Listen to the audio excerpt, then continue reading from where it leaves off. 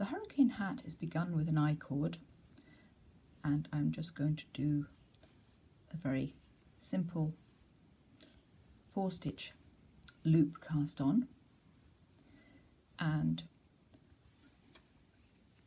an I-cord was made famous by Elizabeth Zimmerman, which was short for idiot cord. And every time you have a regular row of stitches, just slide them to the opposite end so the yarn is at the wrong end, carry it across the back and work the stitches.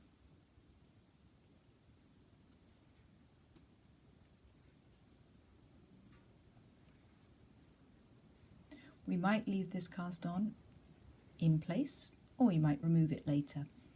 So I've knit those 4 stitches and slip them back to the opposite end of the needle and repeat it. Work the I-cord until it's a couple of inches long.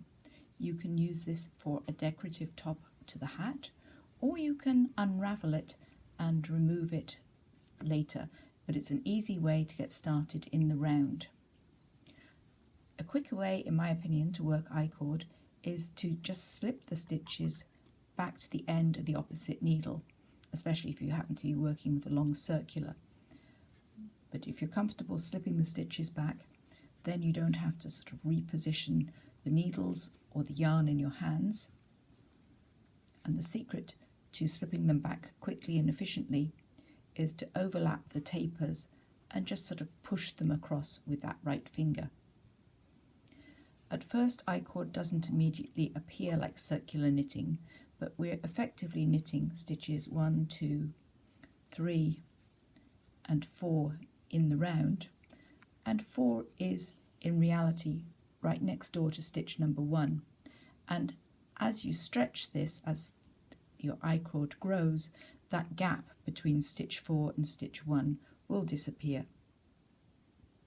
Slip them across and do it again. So keep going until your I-cord is a couple of inches long. Once your I-cord is long enough, now we can begin the process of setting this up in the round. So the first increase round is knit 1.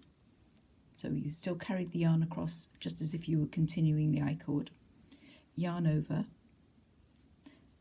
knit 1, yarn over, which is repeated a total of 4 times across the row. So we've gone from 4 stitches to 8. The last one's quite wobbly because it's a yarn over and it's just sitting on the end of the needle.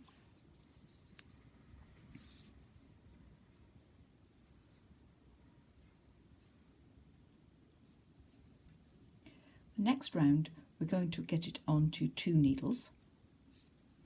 So we're going to carry the yarn across the back one more time, knit 1, and we're going to work through back loops of the yarn over.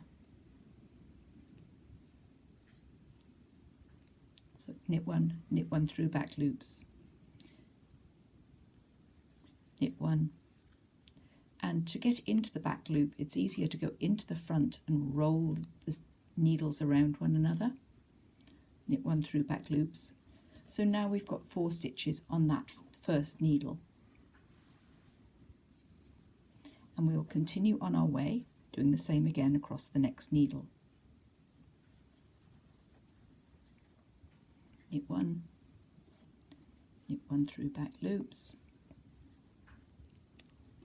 So that puts a twist at the bottom of the yarn over and prevents it making a lacy hole. And knit 1.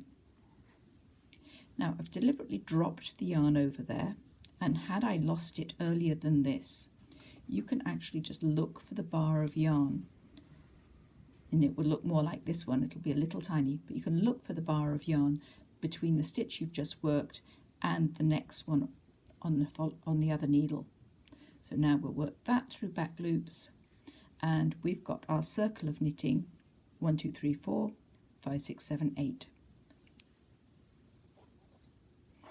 Our next round is going to be an increase round,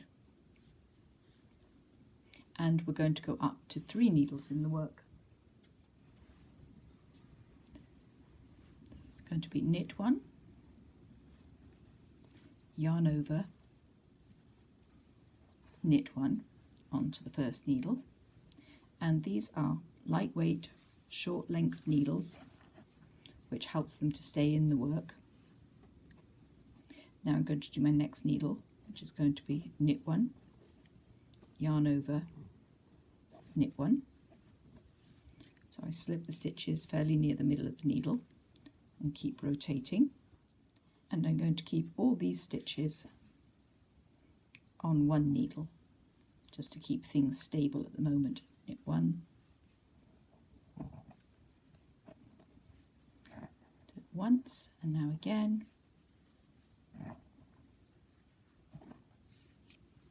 and I'm round that increase round. So I've now gone up to 12 stitches in the round. The next round we just tidy up those yarn overs and perhaps introduce the fourth needle if we like. Knit one, through back loops, knit one,